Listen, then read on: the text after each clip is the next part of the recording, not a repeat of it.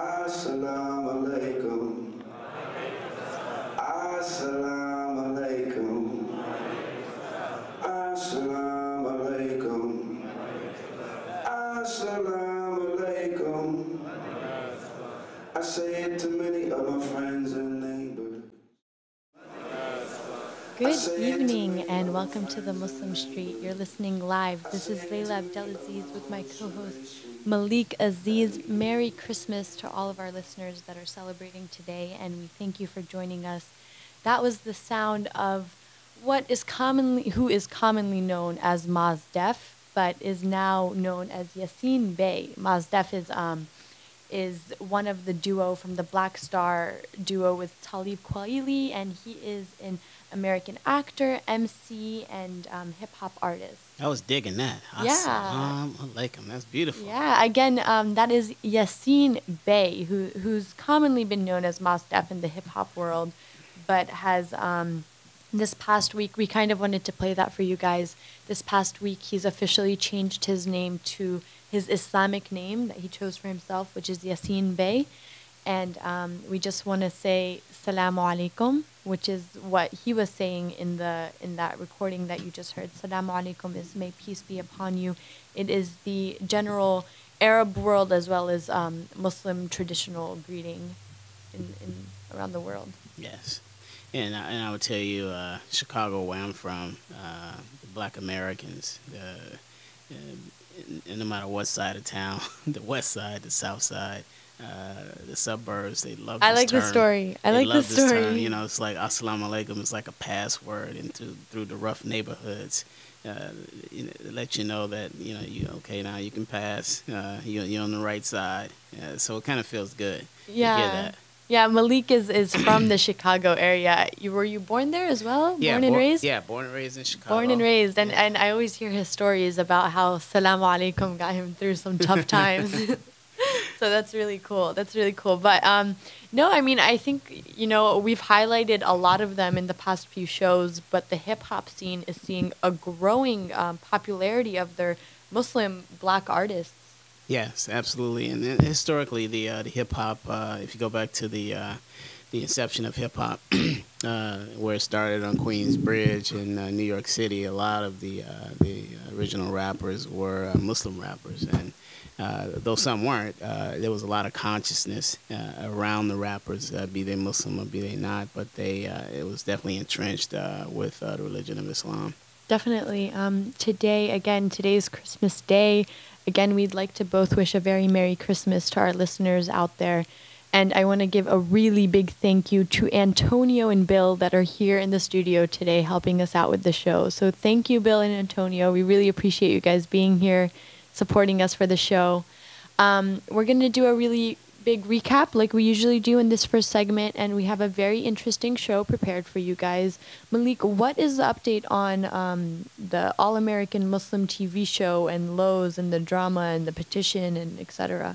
Yeah, the petition is growing. In addition to that, there were other petitions. I think a petition with over 200,000 signatures delivered to Lowe's by other groups that have joined this protest.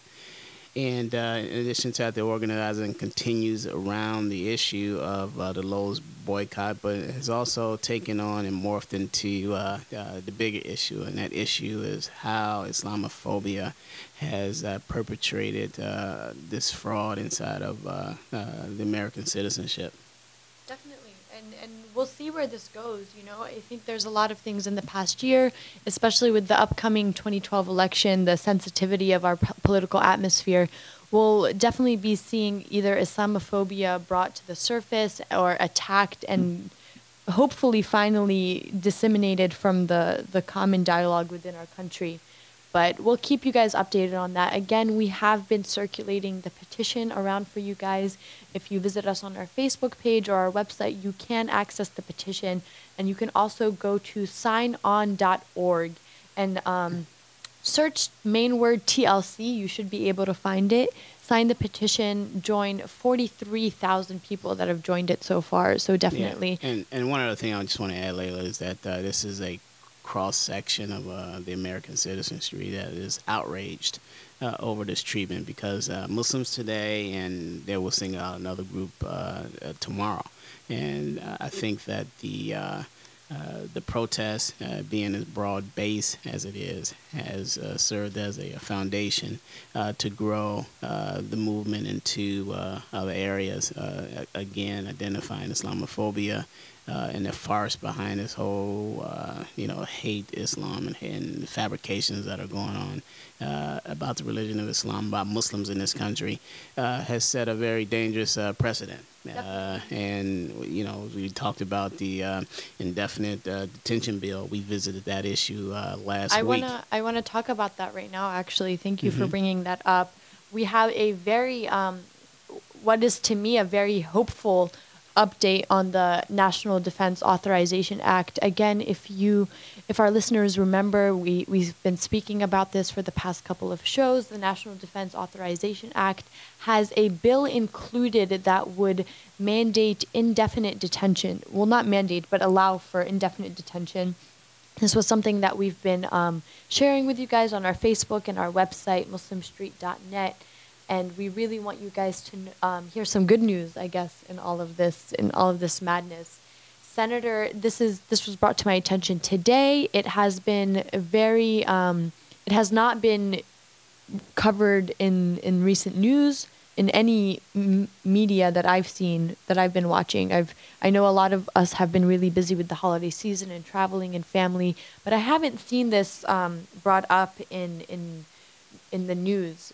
But as I was saying, Senator Dianne Feinstein from California, as well as Representative John Garamendi, I apologize if I'm saying that incorrectly, have both introduced a Due Process Guarantee Act of 2011. Mm-hmm. So I think that it's a very, very short bill, and basically what it says is it's very to the point. It does not have any red tape in it.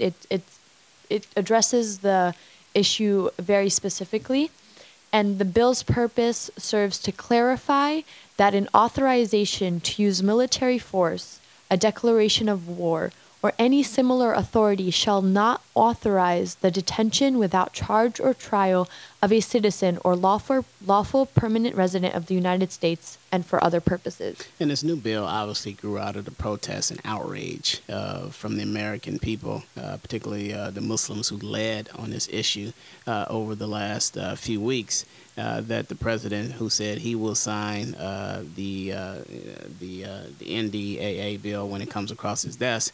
So this is an actual response to the protests and the outrage that came from the community, and we see politicians responding to that and getting on the other side, the right side of this issue. Definitely. I mean, that's a very good point. I'd like to thank everyone that has written to the representatives, to their senators. You can go to opencongress.org, one of our favorite websites here at the Muslim Street. If you go to opencongress.org, you'll get a very good summary of the bill. You'll see the co-sponsors of the Due Process Guarantee Act of 2011. If you see one of your representatives on there, go ahead and write them a thank you email. And thank you for joining us. Again, you're listening to the Muslim Street. We'll be back right after these quick commercial breaks.